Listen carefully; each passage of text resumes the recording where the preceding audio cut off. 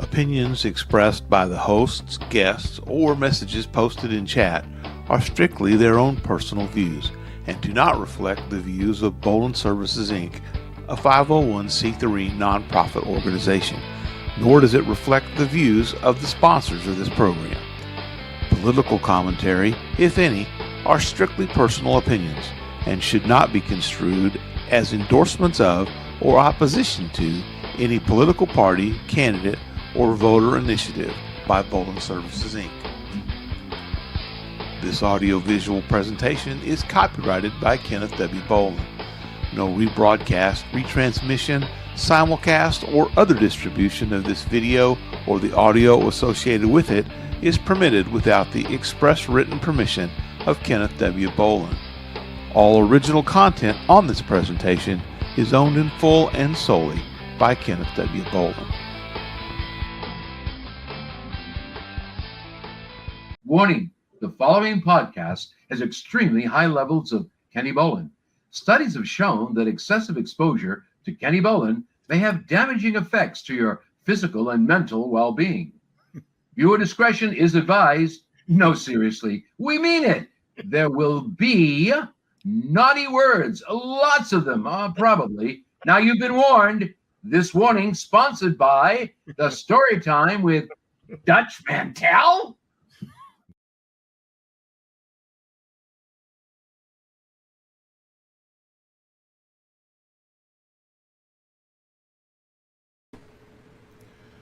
And good evening, ladies and gentlemen.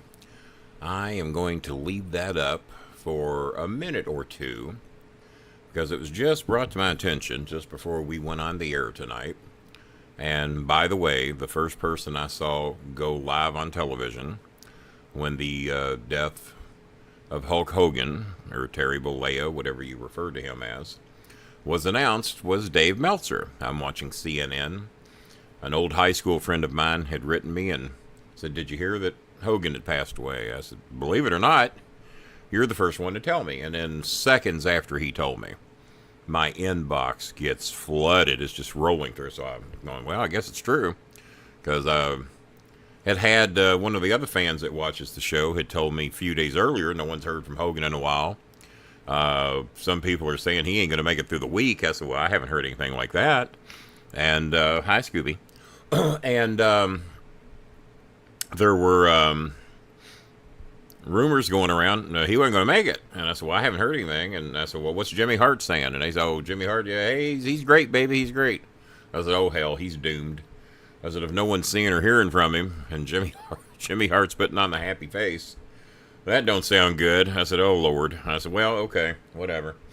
So about 3 days later, and apparently, according to the reports I heard,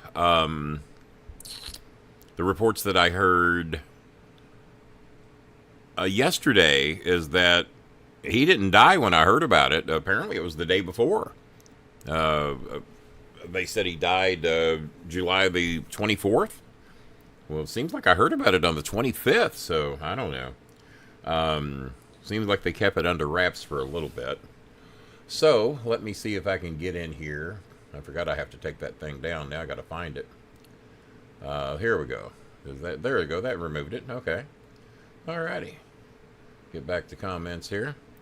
I think I'm going solo tonight because I'm sure that the train or Bob would have been here by now if they were coming in. Excuse the appearance tonight. It's been a long day. I took Disco's advice on how to do. I did not shampoo the hair today. It just got wetted down with hot water. Believe it or not, sprayed some rubbing alcohol in it. Because I was just trying to get some parts of the hair that just wouldn't stay down. And I had alcohol close by, so that didn't work. So then I had to go to the because I was in a hurry. I was getting ready to go grocery shopping and meet my son over at Arby's, our sponsor. And speaking of, I don't see the sponsor banners up tonight. Let me see where they are. Give me a second. Let me see if I can even find those things. Maybe this is it. Is that it? Okay, let me see if I can find a better view for me. That's not... Well, hey, y'all might like that one. That's a good one. How about that one? That's still too big. There we go. And look at there. We have the Venmo logo after some of these corporate meetings that have been going on over at PayPal. Yes, PayPal owns Venmo, and some of you all donate through Venmo. And I see Edge Copeland. Yeah, the heat index is hot, no doubt about that. Paul RJ down in Australia watching the show tonight. We're going to have Paul on here to join us in the near future. Brush up on your Australian. That's a different language they speak down there, and they don't understand baseball. There's something kind of about somebody that don't understand baseball. That's a quote from Foghorn Leghorn. We had both of you beat. Our heat index was about 107. Now, that wasn't our actual temperature, but we had a heat index of about 107. And some of you have noticed we have opened the show up tonight for the second time in a row. Some of us aren't trying to line our own pockets like Dave Meltzer, trying to boost I mean, we'd love to boost subscriptions, but that doesn't help us. It helps those watching, like Angie Line. That's a cool name. She's a sweet little girl that goes to school that's needing some help. Angie, if you're the right one, honey, correct me if I'm wrong. Are you the one that like there's 6 kids in the house and you all need help with your electric bill? And because you haven't had electric in 2 or 3 months. And I told you I don't know how much we can do because our money is getting gobbled up pretty quickly due to other people that have been longtime associates of the show and lots of bad health going on. So our money had been getting gobbled up rather quickly. But your situation, if I remember correctly, got my attention because I think there's 6 kids in one house plus the mom. The mom does not speak very good English at all, so that's why Angie here has taken it upon herself. She knows English probably better than anybody in the family. And if she's the one I remember correctly, and correct me if I'm wrong, sweetie, but I think you're the one, 50 degrees in Australia. I wish I'd be out on the front porch right now not doing a podcast. I think she's the one. There's 6 kids in the house and a mom. The mom's been out of work for a couple of weeks due to the flooding. And they can really use some help. I think they need about 1,900 pesos, if what I read is correct, to get their electric back on. It's been turned off over. That's about $40, guys. And we'll get their electric back on. And let's see, Chenny, if she's watching the show tonight, they cut their electric off over 1,000 pesos, about $20. And then it's a few bucks to get it turned back on. And Chenny's family also could use a bag of rice. So that is about another $40 to $50 for Chenny's family, Angie's family. Who else did I hear about? We got Eunice's family for this week in pretty good shape with everything that they're dealing with her mother's stroke and everything down there. So Eunice's family for now is doing much better. Yeah, you've told me, Adam, what you do. Man, I don't know how the hell you do it. I don't know how you do it, buddy. And I think you told me you still got a few more days' work. And when I looked at the 7-day forecast, it don't get any better till next Thursday or Friday. We finally dropped down all the way to 88 next Thursday or Friday, and then 86, if you can believe those 7 and 10-day forecasts, and normally you cannot. Listening to I don't know why I have the damn AirPods on tonight, because it doesn't look like I'm going to need them, because I don't have anybody to talk to. I think Bob and Coltrane are doing other things. I told them if they needed the night off, not to worry about it. We would figure out a way to get through it here. And I want to thank Bob for getting the Venmo logo up there because they are owned by PayPal. And they are the preferred way to donate here on the show. You see the big boy logo up there in the upper right-hand corner. So shout out to all of the executives and self-described peons that watch the show. I know that there were at least 2 or 3 of the executives that really enjoyed the show the other night. Love that we motivate you guys to make your donations through PayPal and Venmo. And very, very nice of you guys that use those formats. And but obviously we don't discourage Cash App because those that donate on Cash App, and Jazzy Jan is one of those. and a couple of others do that. Michigan Mike in the house tonight on the weekend. You hear about the weatherman from Florida that stopped mid-forecast to blast the current administration for... No, I did not. Good for him, because due to the gutting of science and doctors and education and FEMA and weather in general, there's not really enough money to predict typhoons and tornadoes and climate change. But no, I didn't know that. Did he lose his job over it? Because it probably depends what network he works with if it happened. But good for him. Good for him to put common sense and decency over your job, because you can't find very many Republicans that do that these days. Shout out to the Kentuckian in the Senate who is trying to hold up a lot of ridiculous nonsense that doesn't care if Trump is in the Epstein files. And if he's in there, we'll shame on him and we'll get him. They keep acting like if Trump done anything wrong. Why they're ignoring the fact of how many underage girls have come forward that are now in their 30s and 40s. How many underage girls have come forward and said what he did to them? I've seen it. I've heard it. I've seen them sworn under oath. I've seen them sit down and do sworn testimonies, at least 3 or 4 of them. The youngest one was 13, that just recently, they were playing it on one of the networks. It wasn't Fox, I'll promise you that. So the President Brain Drain, a fitting nickname for the guy. I kind of like it. Yeah, he wants to blame Bill Clinton, who was on the flight logs once. Trump was on the flight logs a minimum of 7 times that we know of. Clinton was on it once. But I saw Trump at one of these things the other day. Why are they asking about me? Why ain't you asking about Bill Clinton? Bill Clinton was on Epstein Island 28 times. How would he know such a thing? And how did Bill get there the other 27 times? And hey, let me be the first to tell you, if there's any Democrats, if there's any big-time donors that are Democrats, and that includes Bill Clinton or anybody else, get them too. I ain't protecting anybody. If any of my wrestling friends were on those planes, I know some that would have liked to have been. Oh, God, everybody getting nervous out there in wrestling land right now. Oh, I know some that if they'd had the money. And then others are saying, I just happened to be on Epstein's plane. I wasn't up to no good. So one of the Republicans was using it. Well, dadgummit, he's one of these dadgummit folksy guys. I can't think of his name right now. But he's always using dadgum and all this, and just a real folksy Southern senator or whatever. And he's dadgummit, it ain't nothing for somebody's plane to break down, and then somebody else's plane is ready to go. Yeah, this is what the common folks of America can relate to.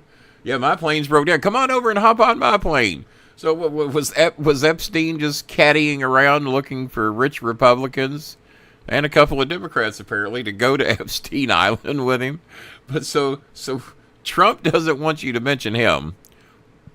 Don't mention me. I was only on the plane 7 times.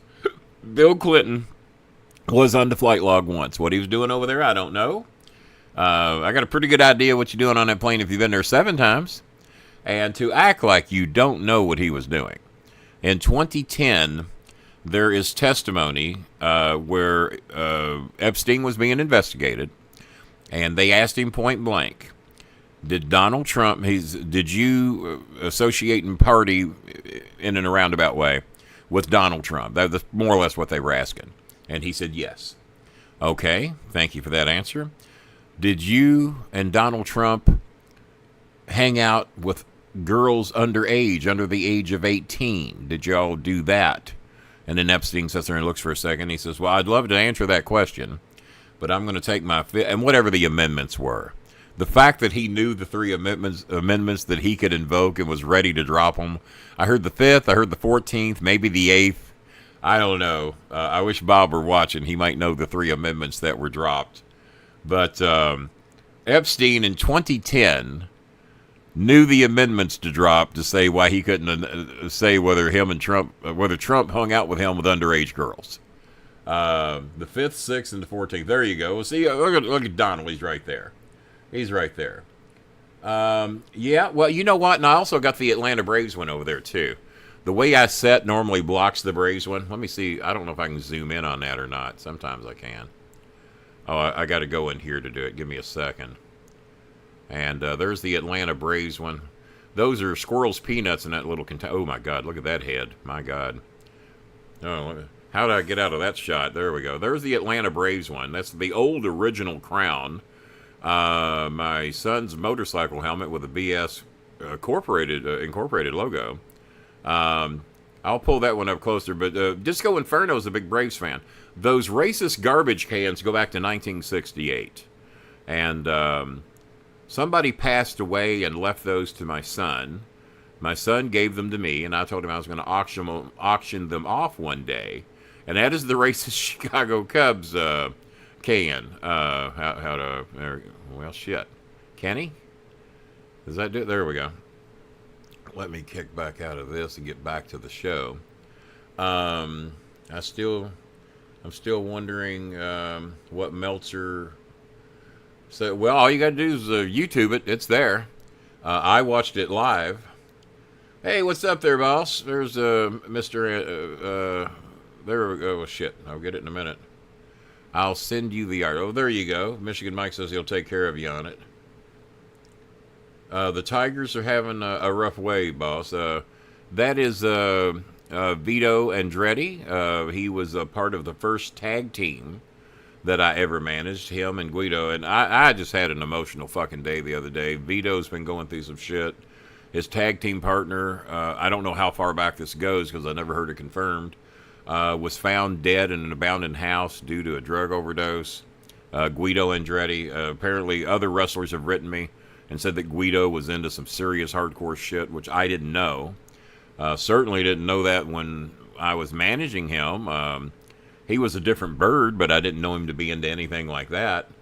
And then a high school friend's kid had a stroke at the age of 28, and he ain't going to get any better. We found that out. Then my friend whose kid had the stroke got diagnosed with cancer, along with 3 or 4 other things that ain't good. And but yeah, Michigan Mike, I didn't know that you were a baseball fan, Michigan Mike. I wish I had have, because my upstairs neighbor of mine named Dale, him and his girlfriend and his father are huge Detroit Tiger and Detroit Lion fans. And they go by my window every game that the Lions are on.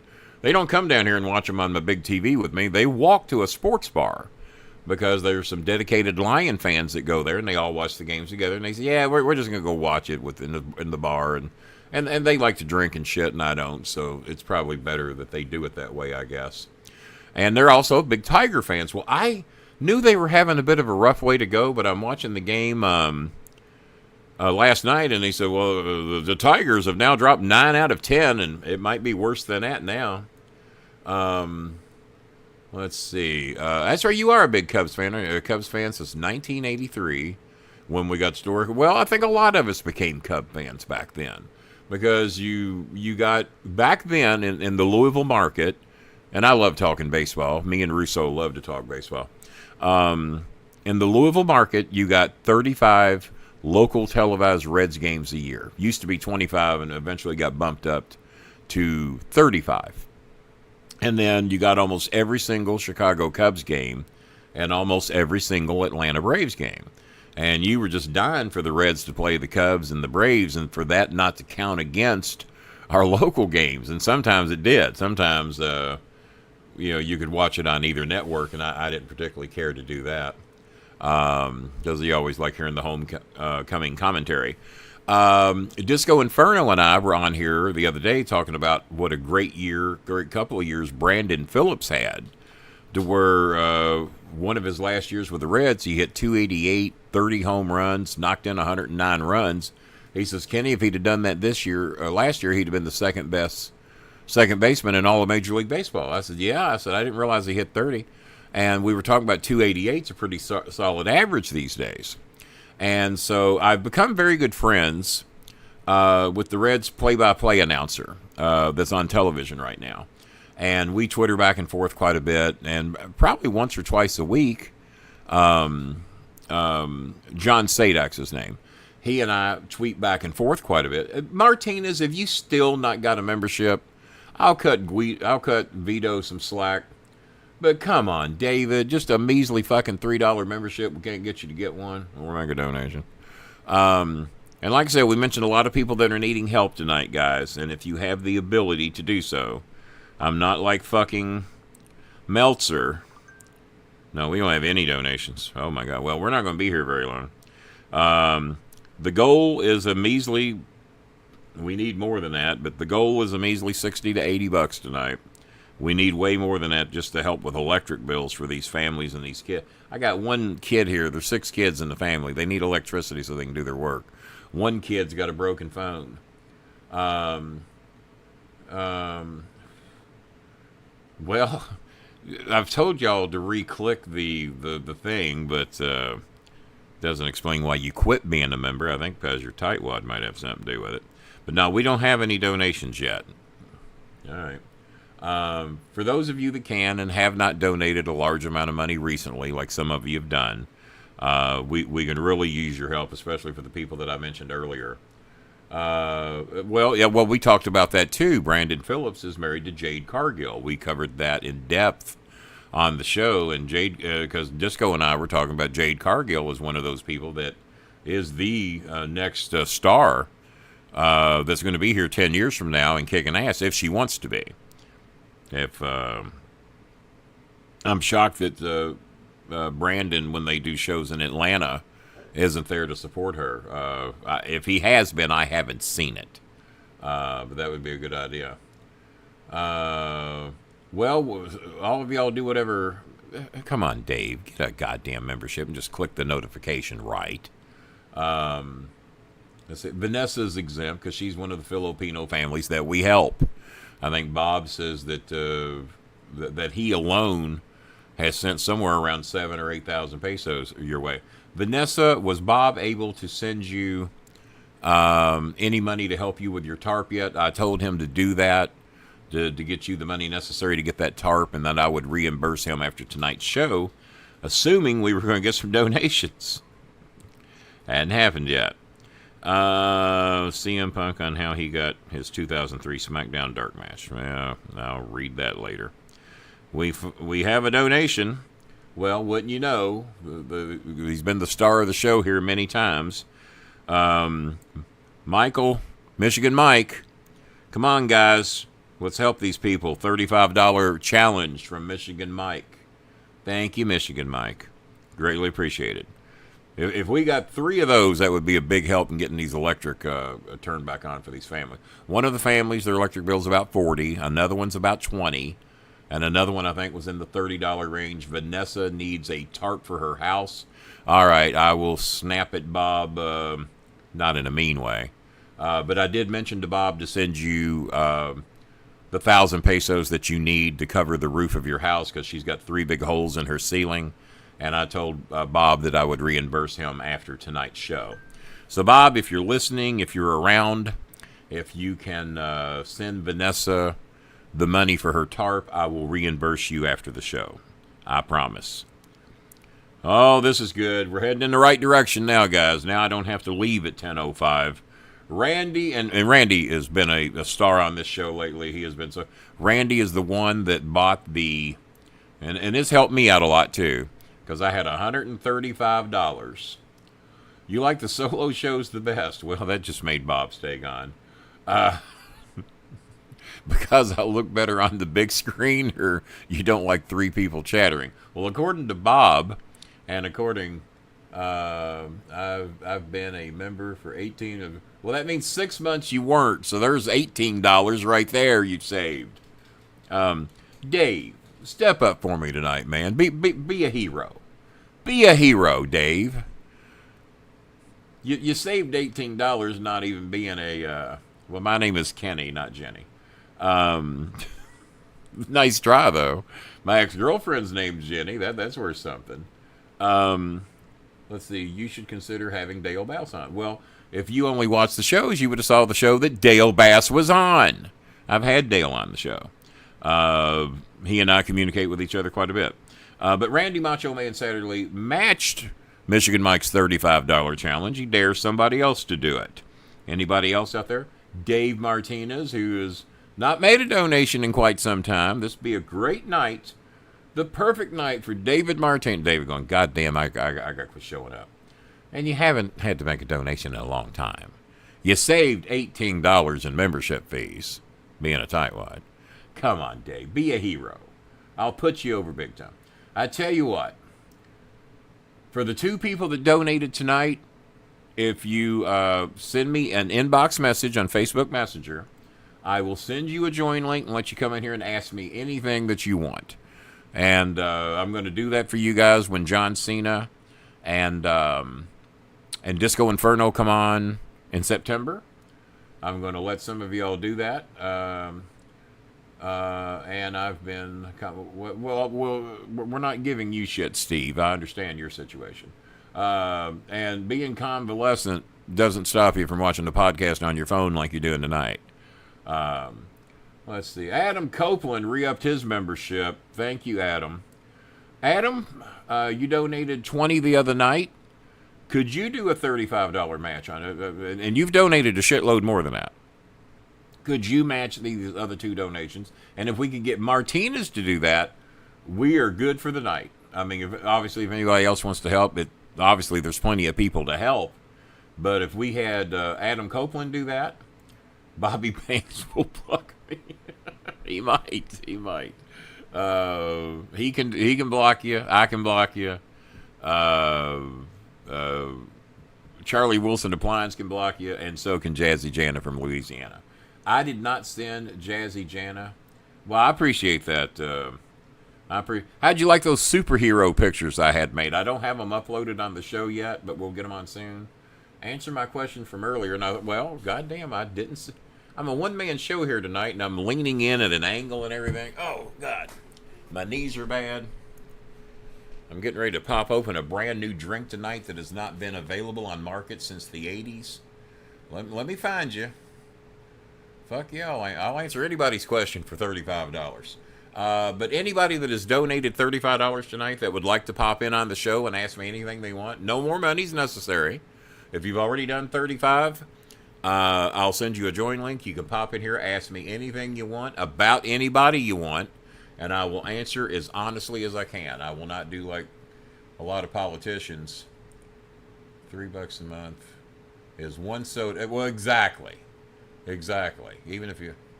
Okay. I was surprised AEW offered... Yeah, that's Donald's question. That's not... where did Edge pop in at? Donald Flowers. And you're right. A membership's fucking $3. One soda at McDonald's. I'll do something. I know you told me that. I appreciate that. I can't find your question. I see your membership there was re-upped. Where the hell did he put his question? We'll see if Dave Martinez is going to do anything. It'd be a great night for him to do it. He's been down a while. Michigan Mike. Kalamazoo is dead center between Chicago and Detroit. Most people say that the Tigers are their AL team. Okay, all right. I got you. Let's see. I think Hope takes too much heat for Ratty. Well, I don't even give a fuck about the Jesse Ventura shit. It wasn't good ethically, but I could care less than a rat's ass about that. It's him fucking verbally abusing his daughter for dating a black man I got a fucking problem with. And as Charlemagne the God had said, for those of you that haven't seen it, I think he covered this on Comedy Central, only he wasn't laughing. Charlemagne the God said that when Hulk Hogan, if you've heard this thing in its entirety, and I hear it's out there, I've never heard the thing in its entirety, but I've talked to some of my black friends who have. He don't refer to her boyfriend as the N-word. Well, he does. He refers to black people as the N-word with a plural. All you N's out there. And was very... And then the question came, am I a racist? Goddamn right I'm a racist. Apparently that comes up on it. That he admits he's a racist, and then when it started costing him big money, all of a sudden he's sorry. Well, I've got a couple of prominent. Well, there's more than two, but there's three three of my black wrestling members of Bolin Services. I don't think were too accepting of his apology, and one of them, who's a huge star, was very verbal about what he could do with his apology. So that's why last night we were more than happy to mourn the death of Hulk Hogan, the wrestler, for what he did for pro wrestling. But Terry Bollea and what he did to his daughter, what he's done to other, I could give less than, I love Jesse Ventura.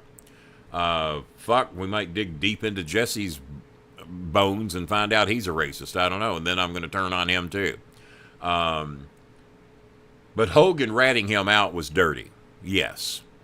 But that is not why I had disdain. And I'll tell the story here again. I mean, I'm very proud of what I got to do. And it wasn't 79, because in 79, Hogan was in the WWE.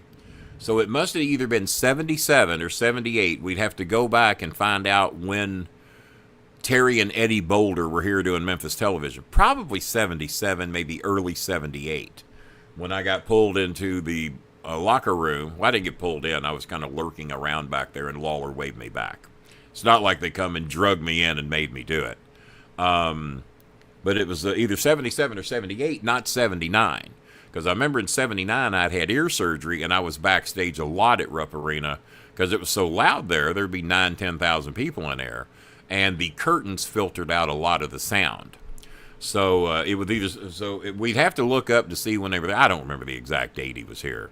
But it was 77 or 78. And I heard Lawler say, and I'll never forget this, "God damn, Terry, take 54. And I start laughing. And then I'm just kind of hanging around there because no one's shooing me away. And this was early enough. I'd known Lawler 3 or 4 years by then. And was invited backstage with Cornette and his mother. We just walked in the back like we fucking owned the place with Christine Jarrett. And I didn't get shooed away or anything. And then they try another take and it don't go worth a shit. So now we're up to like take 55. And he says, "Kenny, come back here a minute." So I walk down there, and I'm 20, 30 feet away, standing at the edge of the entrance to the room they were in, shooting promos for Memphis TV at Rupp Arena on a Thursday night. And they needed these interviews done to be ready to go for Saturday on Memphis Television. And he says, "Can you do me... Kenny, you're not in the wrestling business." I said, "No, I'd like to be one day." He says, "Can you look into that camera? You got 3 minutes. Can you look at it?" And as my son pointed out, 3 minutes is a long time for a promo, especially if you don't have a script and haven't been prepared. So at age 17, maybe 18, I'm very proud I was able to do this. "Can you look into that camera?" And of course, I knew how to cut a promo on Bill Dundee. I'd cut one every time I'd see a show. I thought I was Jerry the King Lawler in high school from about the age of 14. And Mike Heilman, my old buddy in high school, who's now a Trump supporter. Big heat there. Mike Heilman was Sam Bass. And then Sam Bass got killed in a car wreck. We'll talk about that on another show, about how the fans treated that situation. He didn't get booed because he was a racist. He got booed because that motherfucker had heat. And Mobile, Alabama booed the shit out of him. I'm sorry, not booed. Cheered the night he died. Because I think it got announced in Mobile, Alabama. I knew he had died. I had been in Florida visiting my grandmother.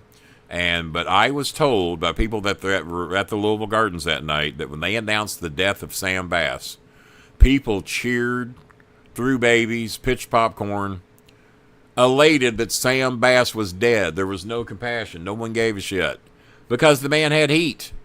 If Sam Bass was a racist, I never heard it. So I'm going to have... so I called back. I do the promo. And I don't know if I've done good or bad in the eyes of Lawler. I thought I did okay. I got my time cue. I had no stumbles, no fumbles. Everything came out smoothly about what I was going to do to Bill Dundee Tuesday night at the Louisville Gardens. 3 minutes is up. I get the countdown. Ended perfectly on time. And I looked up at Lawler, looked over at Hogan, looked back at Lawler. He says, "Now that's how you do a goddamn promo. Terry, can you do that?" And Terry grinned and stepped up, and then I was asked to leave. So I never heard the promo that he did after mine, but I hear he finally got it. And so in a roundabout way, I took credit for teaching Terry Bollea, a.k.a. Hulk Hogan, how to do a promo. Well, it wasn't long after that, him and Eddie Boulder, which was Brutus the Barber Beefcake, got fired. And we didn't think we'd ever see or hear from them again because they sucked. Another tag team that got ran out of here on a rail because they fucking sucked was Sting, and the went on to be the Dingo Warrior and the Ultimate Warrior. What were their names? The Blade Runners, which was Warrior. They were fucking horrible. They are still to this day, according to Jerry Jarrett, last time I had him on this show, shortly before he passed away. He was actually scheduled to be back on again 2 weeks after he passed away. He was scheduled to be on here again. Jerry Jarrett and I got to be dear friends, and he was so furious that Jimmy apparently hid me from him, because apparently Jimmy didn't win any competition in Memphis either. And that was straight out of Jerry Jarrett's mouth.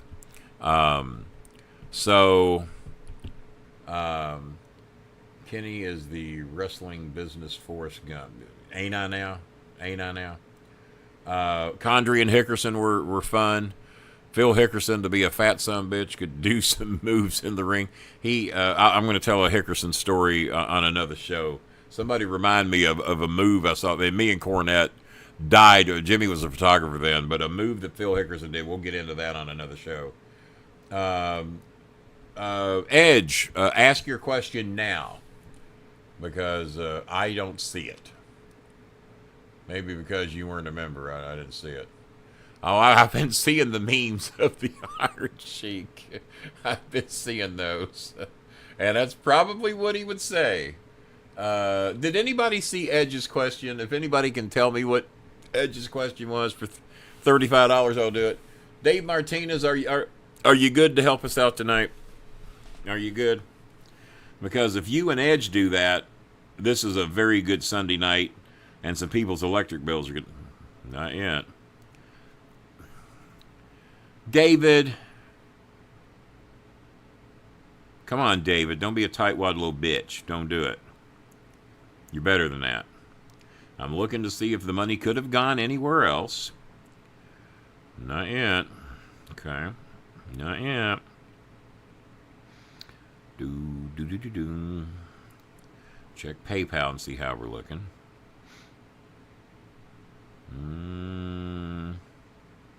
We got Michigan Mike's donation. We have Randy Macho Man Satterley's donation. We don't have anything from Edge as of yet, but I have not answered his question. But I don't fucking see his question. So if anybody... I see you, sweetie. We're trying, honey. We're trying. I'm trying to raise some money. Tonight, Hogan had a promo, gave Lawler the okay to be king. Discovered about right? They were calling me the king before Lawler was called king. That is an actual shoot. Ain't like I gave him the okay, but it made for a great story. But no, I was known as the king of kickball in 1974. In early 74, Jerry Lawler was not yet the king. That title was passed to him by a wrestler that went by a gimmick of the king. I can never think of his name. Bob knows, so does Cornette. Hell, I think even my son knows. I can never think of his name. But he had the crown and the robe and everything, and Lawler was going somewhere south, and Lawler liked the gimmick. He said, yeah, I'd like to do that. And he says, well, I'm going to Australia or something, and I ain't packing this fucking crown and robe with me to Australia. Yeah, I don't need it. I'm already paid. I remember Timberwolf and Swordsman? Barely, but I do. Bobby Shane. Look at Randy Satterley all over. Bobby Shane. So he died in a plane crash coming back, and Lawler had his crown and his robe. And Lawler, without any goddamn sympathy whatsoever, well, he ain't going to be needing this anymore. And Lawler kept his crown and his robe and became the king. And so that's how it actually happened. But back in the Louisville Gardens days, in the back alley, I was known as the king of kickball. And they called me king. because of being the king of kickball. And so that's how that came about. And I said Lawler stole my name in the back of the Louisville Gardens because the little kids called me king. Because it wasn't long after that he became the king. So I did rib him about it a little bit. But no, I didn't give permission, and in all honesty. And I can't even say he got the idea from me because he got it from Bobby Shane dying in a plane crash. And he stole the man's I don't guess he stole it. There wasn't really any. Could have gave it to family members, I guess, so he could have done that. Well, I see you say Harley Race, but I still don't see your goddamn question. So, Edge, ask the entire question. Harley Race, he was known as Hippo Harley. He was also known as King Harley. I never looked at him as a king-style wrestler. The only other person that sold the king gimmick as good as Lawler was Booker. Booker T. I saw a highlight of Charmel worked with us at Ohio Valley Wrestling. Love Charmel. Her and I are still friends on Facebook, I believe it is. I hear from her every now and then. And Charmel, number one, a drop-dead gorgeous goddess of a woman. And she sold everything. Now, David, I'm not going to answer another goddamn question until you get a membership. And are you going to help us today? Just say yes or no. I've covered a lot of your questions. Was Harley Race safe to drive with? I don't know. I never drove with him, so I don't know. So thank you, David, for doing the question. David, are you going to help us tonight? You haven't done anything in forever. You used to be one of our better donors. Our time's tough. Are you on food stamps? Well, I'm on food stamps, and I still donate my money, so I don't want to hear that as an excuse. I also found out they're taking a big chunk of my disability check away from me because I got a $3,990 car insurance check two and a half years ago. Well, I can't prove that I didn't benefit from all that money, even though I got another car sitting out there. I can show them the goddamn title. But I waited about a year and a half before I bought another car. So because I waited so long to use the insurance money to buy another car and then to do the repairs to make that car practically in brand new condition, they're now suspending a big chunk of my portion of my disability check. Big enough that it hurts. And I just got that news today. Fuck you, Social Security, you fucking bitches. So they want me to prove that I got the insurance check and bought the car with it. That's why, how the fuck do I do that? I don't even have that bank account anymore because they started charging me $12 a month fees because it dropped below a certain balance after being with them for 23 years. So I said, well, fuck you. The other bank I'm with now doesn't charge me fees. Matter of fact, they pay me interest. So fuck you after 23 goddamn years of business. So, okay, now I remember. Who was the because I did tell you I would answer it on the show tonight. Who was the nicest and then okay.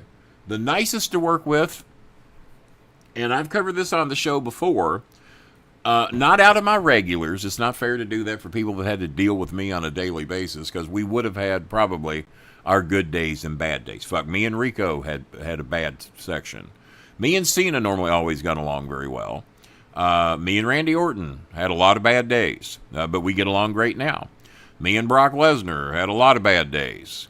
He supposedly asks about me every time he's in Louisville, but he's never responded to me on Twitter. Dave Bautista, we really only had one bad day. We politically line up perfectly. He's Filipino. I think it would be monstrous for him to come on here. Yeah, he's a big fucking movie star, and he doesn't have to give me the time of day. But we did work together for 3 years. And I think it would be awesome of him to come on here for fucking 15 minutes and help me raise money for whether he donated or not, just to put his name behind helping feed Filipino families. I think would be great. Politically, we both despise Trump equally. So politically, we get along extremely well. I don't remember me and Vito and Guido ever having a negative word to each other that I remember. Vito, I don't remember if you... Aaron, are you going to donate anything tonight? You could help. You don't have a fucking membership either, Aaron, so don't think you're going to skate by unnoticed. As a matter of fact, this show's supposed... Oh, yeah, it's subscribers only, not members only. You could get a membership. You could do that. Nicest, definitely Paul Bearer. And I've got probably at least 3 on that list. The nicest, that came down here to work with us periodically, and they were all coming down at about the same time. And David, you still haven't answered if you're going to help us tonight or get a membership. David, quit ignoring the obvious. David, don't make me go in my PayPal and look and see when the last goddamn time was you donated. You have fun here. You come here a lot. Come on, man. Help us out. Gotten help from some other great people. Let me look. Nope. So the nicest, and then I'm going to get into the shit bag, and there's one that's at the top of the list. Just because I had a problem with him doesn't make him a shit bag, but this guy is known as a universal fucking shit bag, and unfortunately he's still alive. The nicest, Paul Bearer, number one. Paul Bearer, the reason I hope there is a God and there is a heaven is all for Paul Bearer, because he lived the fucking gimmick. Nicest sumbitch to ever walk the planet Earth. Would do anything for anybody. Never took his shit too seriously. Never thought he was too big of a star. As a matter of fact, he was so apologetic to me backstage at the Louisville Gardens. I had met Roddy Piper that night. I had met, God, who was it? Who did Paul Bearer manage back then? I can't remember. Somebody that was real big that had trouble getting up and down the steps. And my son wanted to meet Paul Bearer that night. It was just going to thrill him to death. That was the night Undertaker come up from the bottom of the ring in the Louisville Gardens. I think it was an In Your House pay-per-view. And Undertaker came up through the ring. And it was one of the first one or two times that had ever happened. And I wanted to meet Paul Bearer. So I sent word down. I said, would y'all let know that my son would just love to meet Paul Bearer and if he could come up here and say hi. And he didn't. He never came up. And so I see Paul again at the next Louisville Garden show that WWE was in town. And so Paul coming over and he's talking to me and he's being all nice and he knows me and Cornette are best friends and posed for a picture with me and Jimmy that night. And I said, well, Paul, you didn't come up to say hi. What? And he's in the Paul Bearer voice. Well, I didn't know that you asked me to. My God, Kenny, no, I would have come up. No, oh my God, that's not me, Kenny. That's not me. No, of course I would have come up to meet your son. And I believed him. March 11th. Well, not enough. We need about 60 more, 70 more. That's why I'm hoping you and Edge can do 35. David, March, April, May, June, July were a couple of days. It's been 6 months. I'm glad you know when it was. I didn't even bother to look it up. I knew it'd been a while. And but if we could get 35 more, that would be fantastic. Skip one dinner out, and you won't even miss it. That's what I normally ask for. Just skip a dinner out. March 11th. That's 5 days. 5 days for my birthday. You didn't even send me anything for my birthday. So Paul Bearer, number one. The other nicest guy is going to shock the shit out. Well, no, I'm going to go number two, Eddie Guerrero. And the reason I'm going to say Eddie Guerrero is because he came down here and everybody's making a big deal out of him. He was number one, top in the business, big draw everywhere he was going. And he come down here. And a lot of the guys would come down here and expect preferential treatment, their own little locker room area, which at OVW at either place didn't have much of a locker room area. And Eddie came down, and he's sitting in a chair. I'm in mine. There's a couple others, and then one of the wrestlers comes in. And, Eddie walks in. I'm already there, and one of the wrestlers gets up and offers Eddie his chair. He had a better chair to the monitor so we could watch the shows, and he offered Eddie his chair. No, man, sit back down, brother. I'm just one of you guys. Had his boots, because he was wrestling on the show that night. Had his boots and tights, and he's ready to get dressed and do the show. And I'll be honest with you, I think who got up to offer him his chair was Seven, the guy that went on to be Mordecai. And he got up, and he was a bit of an ass kisser. So he got up to offer Eddie Guerrero his chair, and Eddie said, no, sit back down. You're good. I'm just one of you guys. I'm just here to help. I'm one of you. I ain't nothing special. I'm here to work just like the rest of you. And that was Eddie Guerrero. And he was like that every time he came down here. And, well, Bobby Eaton, of course, was just the sweetest and nicest guy. Vito worked with Bobby a million times. But Bobby was a dear friend, and I saw him at one point there. I saw Bobby every day. I'm just so glad. I'll send it once. the lawsuit money comes in. So you mean to tell me that you have to win a lawsuit to donate $35 over a 6-month period? Things are that bad that you can't skip one night out of dinner. Vito saying Bowen's about ready to fucking go off. Thank you, Aaron. Aaron, can you get a membership? We'd love to have you back as a member. Because here's something else I'm going to drop on you. We have 10,000 subscribers to this show. Our views on the last show were very good between Facebook and here. I say very good. Good for us because I get fucked with a lot because I speak my mind. Politically, wrestling-wise, use a lot of foul language, which YouTube ain't crazy about. Say a lot of bad shit about Trump, which YouTube ain't crazy about. Neither's Facebook these days. You know who owns them. And so the algorithms fuck with me real bad. By my own doing, but I'm not changing shit. You're going to get who you get. You're going to know where I fucking stand. I ain't going to sugarcoat anything. I ain't going to protect anybody. And I played one character on TV, but this is Kenny Bolin. This is who the fuck I am. And I love helping people. I love people different than me. I love people different colors than me. And I know racists when I fucking see them because I was raised by them. When your biological father was the leader of the KKK, and not all the members of the Risen family were this way, but there's a shitload of racists in the Risen family. Not all the Bolins were racist, but we had a few. And the Stallings family, pretty much the biological father. The daughters are not like that. I don't think the wife is like that. The biological father I don't speak to no more. I haven't spoke to him since 2007 because he called 2 girls and appeared in a wrestling magazine with the N-word. Why are you in that magazine with those N girls? Well, we don't call them that down here, Dad. Well, what do you call them? We call them girls. Well, you brought great disgrace to the family. Well, let me simplify that for you. You can now no longer consider me. You can now, from this day forward, not consider me a member of the family. How's that? And I haven't spoke to him again. And his own daughters don't even know exactly why I don't speak to him because they keep wanting to text me about it. So I'm not going to text that shit. If you want to know why I don't speak to Dad no more, who's still alive and in his, I think, mid-80s, I said, call me. And they don't really want to know because they haven't called me. But if you want to know why I don't speak to him, call me and I'll give you the whole story. But I'm not going to text this shit back and forth for you to argue with me. Dad wouldn't do that because Dad did. Dad took me to the Freemasons that he said they became the Freemasons because the KKK got shut down in Norfolk, Virginia.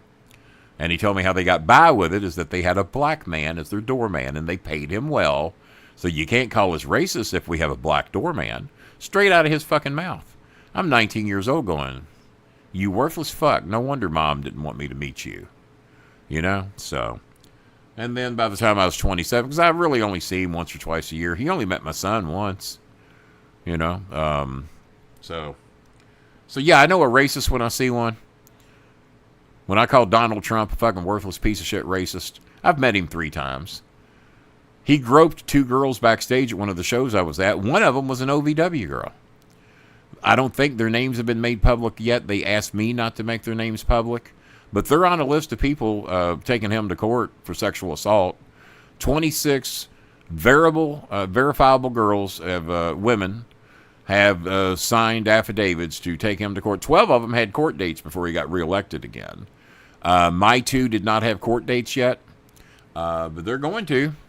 He ain't going to be president forever. I don't think this country will stand for that shit. I grew up in the middle of some racist shit. Growing up down... well, yeah, fuck. I'm sure you did, Steve. I have no doubt about that. Let me check the donations real quick and see where we're at. David. Really? 6 months? David? Okay. Thank you, David. Thank you. Don't make me shame you into that shit again. Steven Stevens has made a $10 challenge. Thank you, Steven Stevens. I think I know who that is. And David Martinez.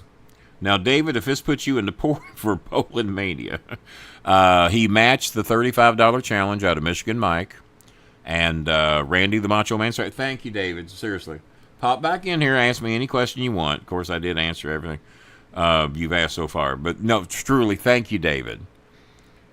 Now, shit on you for making me beg you for it the way I had to. And now, when your lawsuit hits, if you'd like to do something nicer for us, we'd love to have it. How much are you expecting to get? I'll never tell you, Bolin. No, sir. Randy Macho Man Satterley came into, I'm not going to say what or how or he got it, but he came into a good, as Raylan Givens would say, a goodly sum of money. And he's been very generous with us and has helped us out. He bought my Subway gift cards, $135 worth. He bought those, and he's always making a nice donation here on the show, just about every show. And, Aaron Pavis's donation's here. So Aaron Pavis has donated $10. Thank you so much. Because between Aaron Pavis and Steven Stevens, that's $20, and that will pay Chinny's electric bill. Hers was only $20. So the two of you teamed up, her electric bill's paid. They haven't had electricity for 2 or 3 months. So I'll let Chinny know after the show that you two teamed up, got her taken care of. Randy Macho Man Satterley, what he did, that's good for one of the electric bills. Michigan Mike, that's good for one. We need to get a sack of rice for one of the other families. That'll be $35. And we're trying to help Vanessa, that was in the show earlier today, get a tarp to cover the fucking roof of her house. Most of us don't have that problem. And maybe Donald Flowers knows some people that way. I got pulled over for an expired sticker yesterday. Oh, I got one too. I was waiting to get pulled over today. I don't drive often, and it's hard for me to go to the DMV and stand because they don't give you any place to sit. You got to stand in line. Well, I can't do that. I can't stand on my own porch for fucking 5 minutes. What am I going to do at the DMV? So some people are supposedly going to help me with it. I'm going to take a portable stool with me so I can get my goddamn tags up to date. But yeah, that could have been me, David. I'm with you. Just come up with some fucking good reason. Well, and you're right with you being Hispanic. You're lucky you didn't get pulled out of the car and beaten to death. This day in this fucking administration. You saw what happened to the black man in Florida. Thank God he had an indoor camera, because if he didn't, he'd have been fucked. But he had the in-dash camera. I tell you what, he took it like a fucking man. They'd have had to kill me. They'd have broke that window and just hit me in the fucking jaw for no goddamn reason because I wanted to know why I'd been pulled over. Because that's the type of shit I'd do. Why are you pulling me over? I wasn't speeding. No, why are you pulling me over? You open the goddamn door and get out. Well, there's about 8 of you out there, and y'all seem to be a bit moody today. I think I'd just like to sit right here. Let's get your captain down there. Well, the fucking captain would probably been in on it. So they break his window, and this big tough motherfucker, this big white honky motherfucker, takes his elbow and breaks the window like a fucking man. They got billy fucking clubs. If you got to break his window, you can't. No, he had to be a big tough fucking man and break it with his goddamn elbow. I wish he'd have cut his fucking elbow to fucking pieces. So he breaks the window with his elbow. You can see the video. It's all over the goddamn place. All right, they've got it. They unlock his door. And one officer reaches in and just sucker punches him right in the fucking mouth. And the guy looks into the camera, and I saw him on CNN the other day. He's out. He's out on bail, and he's suing the fucking Florida, I think it was Florida Police Department. And of course, they get 3 black sheriffs to stand up, saying what they were totally within their right because he wouldn't get out of the car. Well, fuck, he was terrified. I don't blame him. I wouldn't have got out of the goddamn car either. You saw what happened when they did get him out of the car. He didn't try to fight back. They claimed he tried to pull a knife. No, he didn't. I saw the fucking video. He said, it's fucking obvious I wasn't going for a knife. Yeah, I had a knife under there. Fuck, you better have some protection. Body cam footage on the cop was revealed. Well, you didn't even need the body cam footage on the cop because his dash cam showed you that they're a bunch of racist motherfucking assholes. But they get 3 black sheriffs to stand out there and tell you what a piece of shit he is. Oh, the officers were totally within their rights. Can't have 3 white honky ass cops down out there and do it because no, it looks. So shame on them for not standing up for their race. To watch this black man get the fucking dog shit beat out of him because he was scared, and they wouldn't tell him why he was being pulled over. Totally on his side.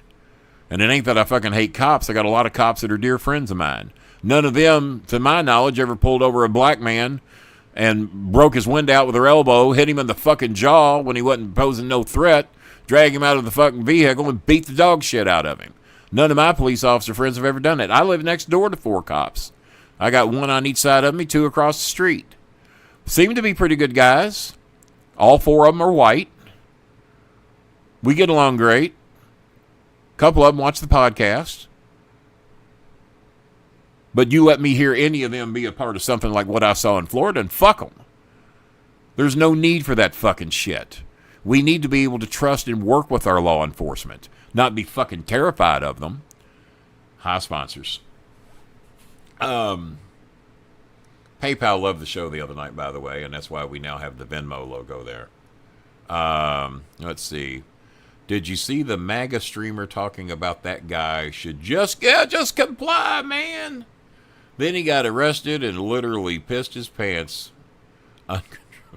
What? The MAGA guy did? No, I didn't see that. Dave Martinez, body cam basically showed the guy wasn't complying.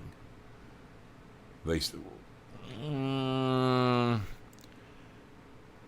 what do you want them to do when they break your window, hit you in the fucking jaw, and drag you out of the car? Your instinct is to fight for your fucking... Dave, you know that. Your instinct is to fight for your fucking life. I'm shocked you didn't fight back harder than what he did. But I don't know what the... I haven't seen the body cam, and I'm sure they're going to try to make it look as good as they can. Yeah, they went way over fucking board no matter what he fucking did. He wasn't armed. Now, unless he's got that knife in his hand... Now, I'll grant you this. If they break the window and he reaches in and gets the knife and he's going to cut some motherfucker, then okay, I'll cut you a little slack. But that didn't happen. If he'd had a knife in his hand, somebody would have showed that by now. But no. They broke his window, hit him in the fucking jaw when he was no threat whatsoever. They could have done their little rough shit and drug him out of the car without beating the fuck out of him and hitting him in the jaw. You break that window and hit me in the jaw, if I survive it, and I've been hit by Ron Waterman. Steve knows what that's about. I've been hit by Ron fucking Waterman, and he didn't knock me out. You better hope you fucking knock me out if you hit me in the jaw for no fucking reason, because if you don't, whatever I got, you're going to get. So, no, fuck them. This was before the broken window. He basically said, call your supervisor. So, well, what's wrong with that? What the fuck's wrong with that, David? Thank you for your donation, by the way. Call your supervisor. So, no, he is complying. He wants a fucking supervisor there. They won't tell him why he's been pulled over. Fuck them. Tell him why. You were speeding. You didn't give a left turn signal. Your right and left turn indicators weren't working. You had too much smoke coming out of your fucking tailpipe. Give him a fucking reason. You don't have to be a fucking dick about it. So, no, I disagree with you, David Martinez. I disagree with you. He was complying when he said, call your supervisor. Now, if he'd have said, fuck you, honky motherfuckers, and a couple of you black ones, and if there's any Mexicans here, fuck you too. If he'd have done something like that and then slammed the door, they still went overboard. But no, he said, call your supervisor. Now he's in compliance. He just wants somebody, because he knows something bad's about to happen. His instincts kicked in. So I totally disagree with you on that. I was finding the flyer saying there was more to the story. I don't think there was. Okay, all right. Let's see. Let me see if Edge made his donation, because if he did, we're in good shape tonight. Edge, I answered your questions.